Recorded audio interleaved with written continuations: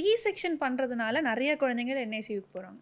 இல்லை, it is also a myth. C செக்ஷனுக்கும் என்ஐசியூக்கும் டைரக்ட் சம்மந்தம் கிடையாதுங்க.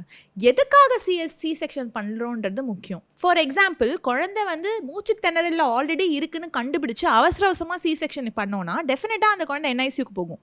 அப்போ அந்த சி செக்ஷன்ன்றதே அந்த குழந்தைய காப்பாற்றுறதுக்காக தான் பண்ணுறோம். இப்போ நீங்கள் நார்மல் டெலிவரியில் விட்டால் அந்த குழந்தை இறந்து போயிடும். குழந்தைக்கு மூச்சு திணறல் இருக்குன்னு முன்னாடியே கண்டுபிடிச்சு டாக்டர் வந்து சிசேரியன் பண்ணுறாங்கன்னா கண்டிப்பாக என்ஐசியூவில் போயிட்டு அந்த குழந்தைய காப்பாற்ற வேண்டி வரும் இல்லையா? இதை நீங்கள் டைரெக்டாக கோரிலேட் பண்ணவே முடியாது. இது ஒரு அக்கரன்ஸ்.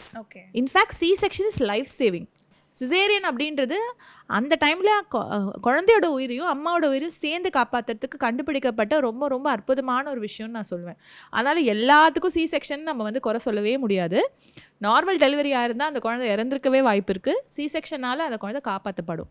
அடுத்து ட்வின் பேபின்னு வச்சுக்கோங்க, கண்டிப்பாக சி செக்ஷன் பண்ணி தான் ஆகணும். நீங்கள் 2 பாப்பாவையும் நார்மலாக டெலிவரி பண்ண ட்ரை பண்ணோன்னா ரொம்ப சில குழந்தைங்க தான் அதில் வந்து சக்ஸஸ்ஃபுல்லாக நல்லா வெளியே வராங்க. இப்போ ட்வின் பேபிக்கும் சி செக்ஷன் பண்ணுவோம். யூஸ்வலாக ட்வின் பேபிஸ் வந்து ப்ரீடர்மாக பிறக்கும்.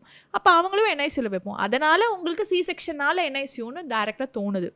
சி செக்ஷன்ன்றது ஒரு மெத்தட் ஆஃப் டெலிவரி தான். அதுவும் ஹை ரிஸ்கில் பண்ணும்பொழுது அந்த குழந்தை என்ஐசியூவில் போகிறதுக்கு வாய்ப்பு இருக்குது. ஆனால் சி செக்ஷனால் என்ஐசியூக்கு போகல.